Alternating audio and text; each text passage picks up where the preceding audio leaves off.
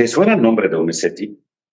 Una inglesa que se cree una reencarnación de otra mujer, pero la otra mujer vivía en el Egipto faraónico. Si quieres conocer la historia de la misteriosa figura de un SETI, quédate con nosotros para escuchar este nuevo episodio de los Medjay del Faraón.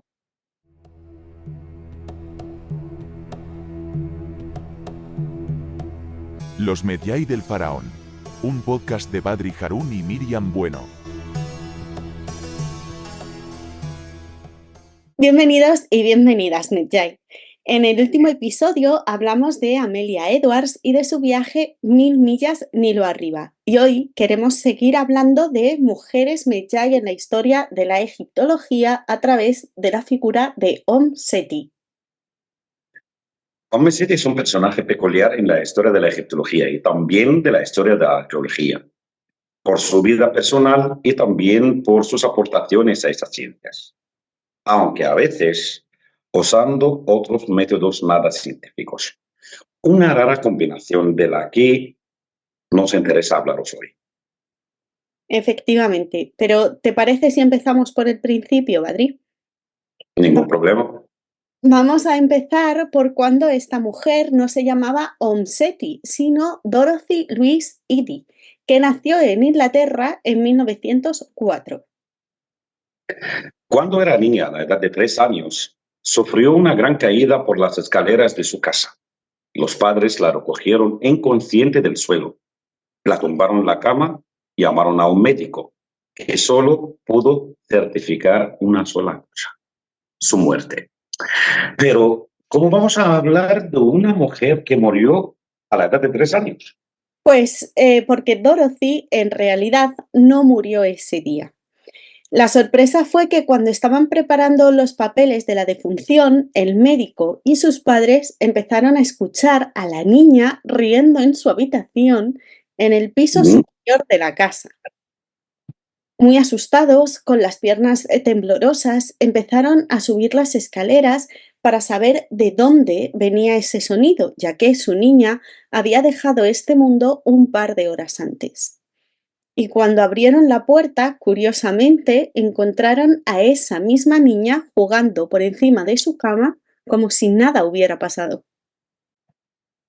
Y por supuesto pensaron que había sido un error del médico y por supuesto la vida de toda la familia volvió otra vez a la normalidad.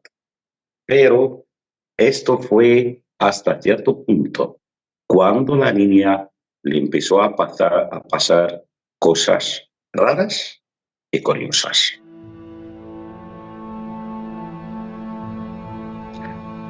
Un poco después de su accidente, la niña empezó a tener extraños sueños, en los que veía un gran edificio rodeado por columnas gigantes y jardines. Y cuando se despertaba, llamaba a sus padres y les decía: quiero volver a casa. Un día, sus padres llevan a Dorothy al Museo Británico, donde, para sorpresa de todos, ella se sentía entre iguales y comenzó a besar los pies de las estatuas que estaban allí expuestas. También unos años después, cuando ella ve un libro con una foto del templo de Seti I en Abidos, pregunta dónde están los árboles del templo y pregunta dónde está el jardín. Además, con 15 años, Dorothy ya declaraba que recibía visitas nocturnas del espíritu de Seti I. A veces como sí, además a veces como una momia embalsamada y otras veces como un hombre de aspecto totalmente normal. Y además, en esas visitas tenían encuentros íntimos. Ante estos comportamientos tan extraños de Dorothy, la familia decidió llevarla a distintos sanatorios y lugares similares varias veces.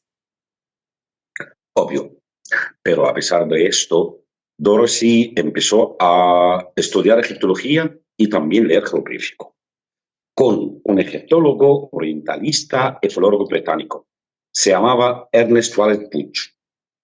Era famoso por su traducción del papiro de Ani, que es una copia del Libro de los Muertos, o mejor llamarle el Libro de Salida al Día. En este tiempo, Wallet Puig era el conservador de la colección egipcia en el Museo Británico.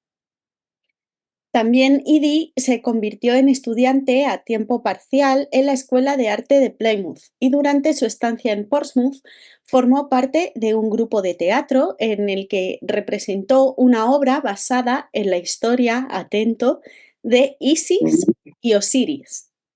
Ujú. En esta obra ella asumió el papel de Isis y cantó el lamento por la muerte de Osiris. Ella también siguió estudiando hasta 1930 y en la edad de 27 años empezó a trabajar en Londres en una revista que se llamaba Egypt Public Relation. En esta revista ella escribió artículos y dibujó caricaturas que reflejaban su apoyo político a la independencia de Egipto de la conquista inglesa. Y durante este periodo, ella conoció a la persona que le va a cambiar toda la vida para siempre, a su futuro marido, el estudiante egipcio Imam Abdelmejid.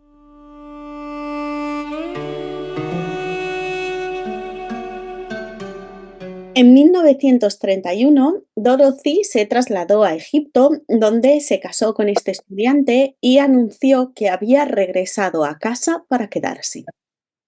En poco tiempo tendría un hijo al que llamará, como no, Seti, y desde entonces Dorothy dejará de ser Dorothy para ser Seti, la madre de Seti.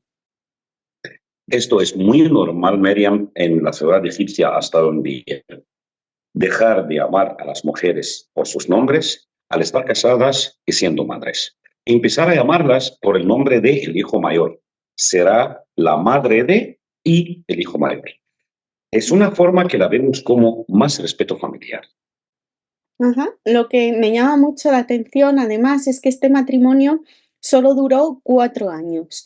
Se divorciaron en 1935 porque Seti rechazó viajar con su marido a Irak, donde él trabajaba como profesor de inglés. Es como si el papel de este matrimonio realmente solo fuera llevar a Dorothy a Egipto para que se convirtiera en la madre de Seti, en Seti. Obvio porque ella aclaró que regresó para quedarse para siempre. Y parece que sí, también, porque a partir de ese divorcio, hasta el momento de su muerte, Seti no dejó de sorprender a todos los que le conocieron a ella por sus habilidades arqueológicas, por su nivel de conocimiento del antiguo egipcio y su historia, y hasta por sus presagios. 2 años después de haberse divorciado, Seti se trasladó a vivir a la zona de las pirámides, donde estuvo trabajando como asistente de investigación arqueológica, siendo así la primera mujer empleada en el Consejo Supremo de Antigüedades egipcio, toda una pionera. También ella, durante este puesto o haciendo este puesto, trabajó con los mega egiptólogos egipcios, que seguro que un día hablaremos de ellos, Selim Hassan y Ahmed Fakhri, corrigiendo su inglés y escribiendo artículos en inglés también por otros. Siguió trabajando con ellos hasta principios del 56, cuando el proyecto de investigación de la pirámide del Sur, que te encanta, por supuesto, la pirámide del Sur, a quien no sabe, Miriam le encanta entrar a la pirámide del Sur para mostrar que puede. Para que se note mi tote del gimnasio.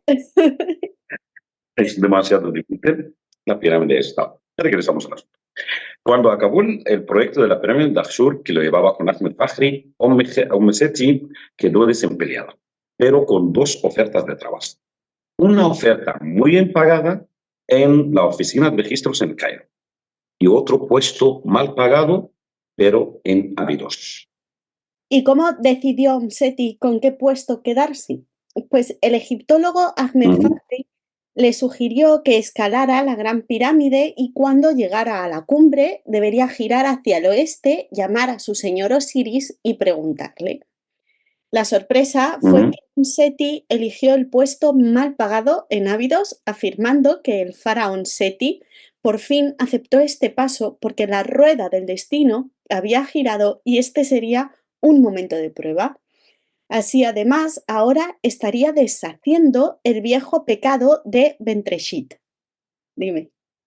A ver. Necesitamos hablarlo con más calma ahora, porque igual que Berlín en la casa de papel, me explota la cabeza. Primero, Ahmed Fahri, el egiptólogo y el científico, le dice tú Dios Osiris. También el rey Seti, muerto 3000 años, quien acepta la mudanza de hábitos. Y lo más curioso, ¿quién era Bentreshit? ¿Y cuál era su viejo pecado?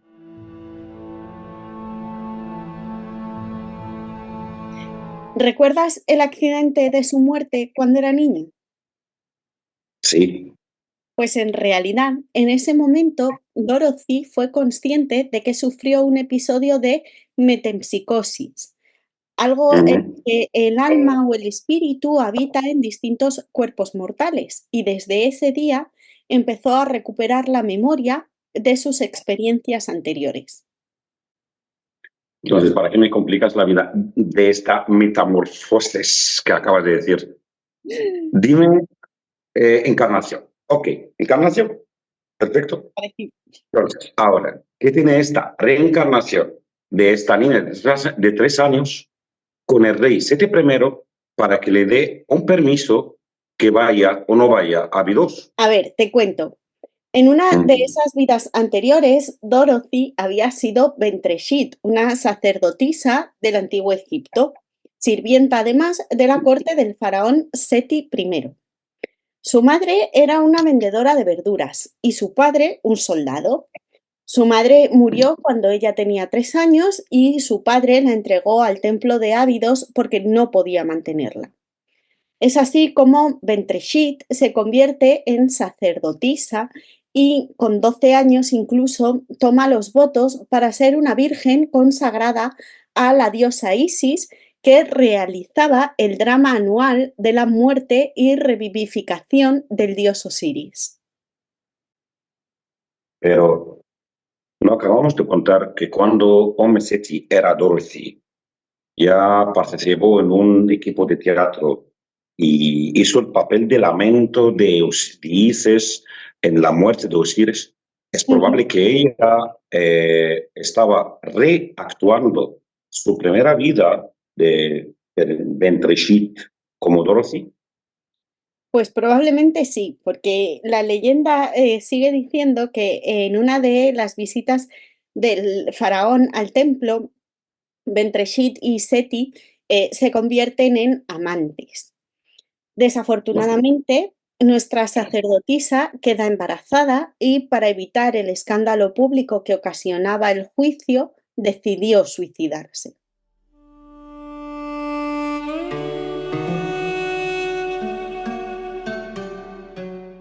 Durante el periodo que trabajaba Seti en la zona de las pirámides, oraba y hacía frecuentes ofrendas a los dioses del Antiguo Egipto. Y a menudo pasaba la noche en la Gran Pirámide. Además, los aldeanos la respetaban mucho por su honestidad y por no ocultar su verdadera creencia en esos dioses egipcios. Ella, al mismo tiempo, respetaba y apreciaba las celebraciones religiosas de los demás, a los musulmanes durante el Ramadán y a los cristianos en Navidad.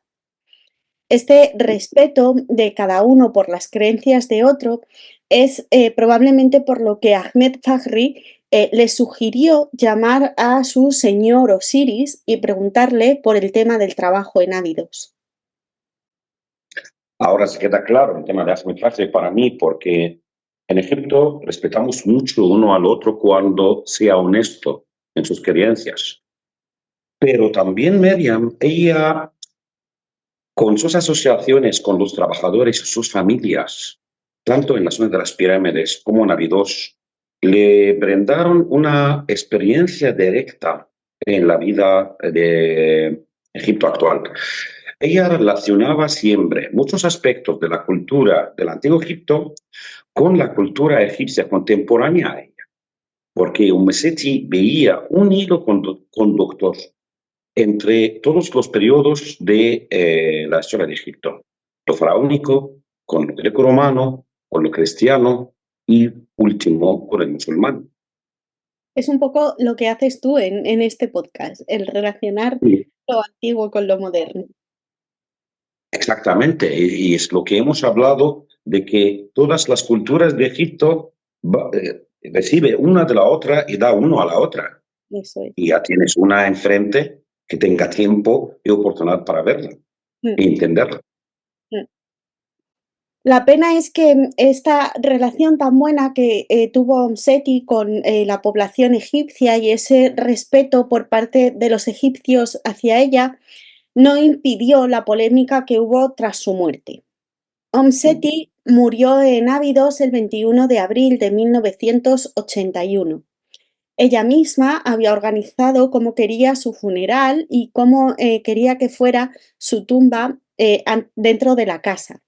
Dispuso que la tumba mirara hacia occidente, donde se ubica el reino de Osiris, el reino de los muertos, para contemplar cada mañana la salida del dios Sol Ra, montado en su barca sagrada que estaba dispuesto a realizar su viaje por el cielo de Egipto que hacía cada día. Pero María, te cuento, nada pasó como ella pensaba, porque la otra egipcia rechazó que se entierra como quería. Y empezó la polémica, ¿dónde se entierra a Seti? En Egipto, los musulmanes tienen su cementerio, los cristianos tienen otro cementerio ortodoxo, católicos, tercer cementerio, y cada uno se entierra en el cementerio adecuado. Los musulmanes rechazaron que se entierra a Seti en su cementerio porque ella aclaraba que tenía fe en otros dioses. El problema que hasta los cristianos también hicieron lo mismo. Al final, esta mujer está enterrada ahora en medio de la nada, entre el cementerio musulmán y el cementerio cristiano, en el desierto.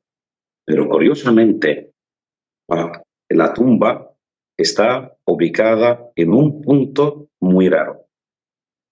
En el desierto, cerca de un monumento que se llamaba Shunit Ziri, que era un punto muy importante en la ruta de peregrinaje de los antiguos egipcios para la tumba del dios Osiris. Si fueran los egipcios haciendo hasta hoy en día el peregrinaje a la tumba de Osiris, pasaban por la tumba de Seti I. Muy interesante.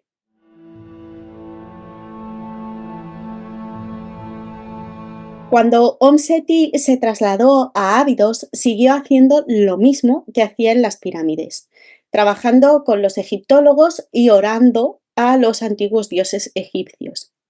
En sus visitas al templo, además, entraba descalza, realizaba ofrendas y recitaba los textos que había aprendido como sacerdotisa en su otra vida.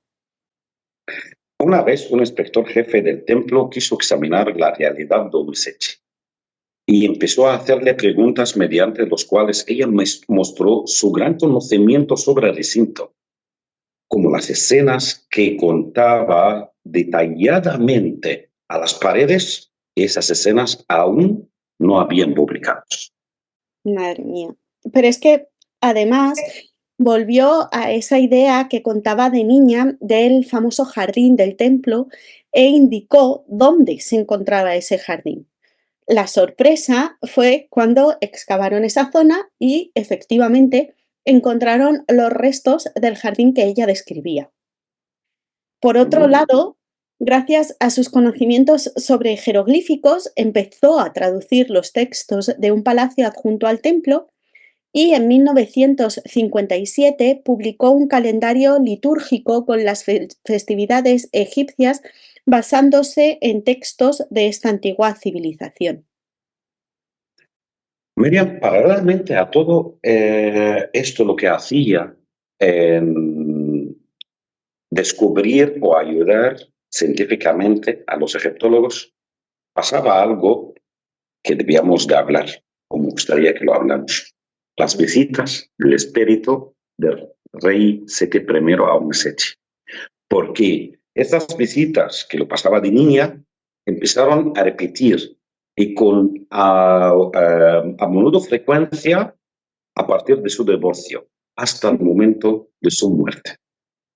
¿Qué te parece que contamos lo que dice ella en uno de sus libros sobre uno de esos encuentros?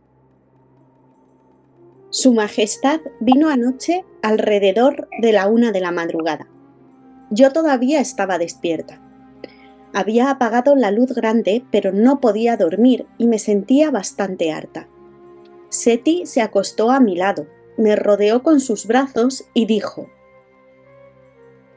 Ven, Trishi, mi pequeño amor. Tenía que venir a ti. No soporto estar lejos de ti. Empezó a besarme y yo le devolví esos besos. Pero pronto se puso tan apasionado que pensé que sería mejor cambiar de tema. Le dije: amado, ¿quieres perderme por otros 3000 años? Quédate callado un rato. Por favor, dime cómo has venido a mí. Suspiró profundamente y después de un breve silencio dijo: Eres una pequeña sabia, y yo soy un mal hombre, por permitir que mi deseo ponga en peligro nuestra felicidad eterna. Pero te amo tanto. Perdóname, Trishi. Le dije: no hay nada que perdonar. Tu amor es muy preciado para mí, pero debemos ser sabios y pacientes por un poco más de tiempo. Se levantó y me llevó a las sillas y nos sentamos uno al lado del otro. Por estos presagios y las indicaciones que daban lugar a los descubrimientos en ávidos, muchos venían a Seti a preguntarle dónde pueden encontrar más tesoros. A veces incluso para preguntar por un tesoro en concreto, como pasó cuando le preguntaron por la perdida tumba de Nefertiti. Curiosamente ella respondió diciendo: Nosotros no queremos que se sepa algo más de esta familia, porque al faraón Seti I no le gustaba a Akenatón por su intento de suprimir las prácticas religiosas tradicionales egipcias. aún así, después de muchos intentos, ella dijo que la posible ubicación de la tumba de Nefertiti no estaría lejos de la tumba del niño, refiriendo a Tutankamón. Algo que iba en contra de toda la opinión de aquella época, que defendía que no había nada más que descubrir en el Valle de los Reyes. Pero en el año 2000, un escaneo de la tumba de Tutankamón llevado a cabo por el egiptólogo inglés Nicholas Reeves muestra que una vez más Seti sabía mucho.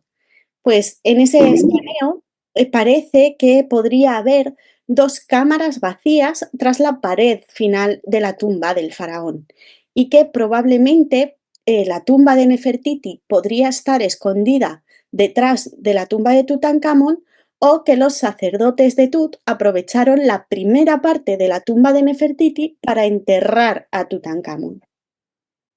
Pero Miriam, esto lo que vamos a contar detalladamente en nuestro próximo episodio de los Medjay del Faraón, en el que vamos a hablar de Tutankamón, Nefertiti, Howard Carter y Nicholas Reeves.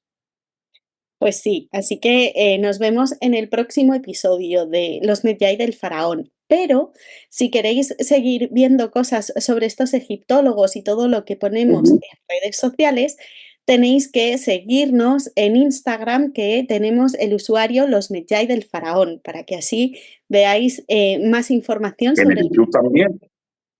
¿Eh? En el YouTube. Y en YouTube, claro, donde publicamos el vídeo y no solo el audio. Para quien nos esté escuchando en Spotify, que sepa que en YouTube subimos el vídeo y así nos pueden ver cara a cara. Entonces, nos vemos en el próximo episodio de Los Medjay del Faraón, hablando de Howard Carter y Tutankamón. Hasta la próxima.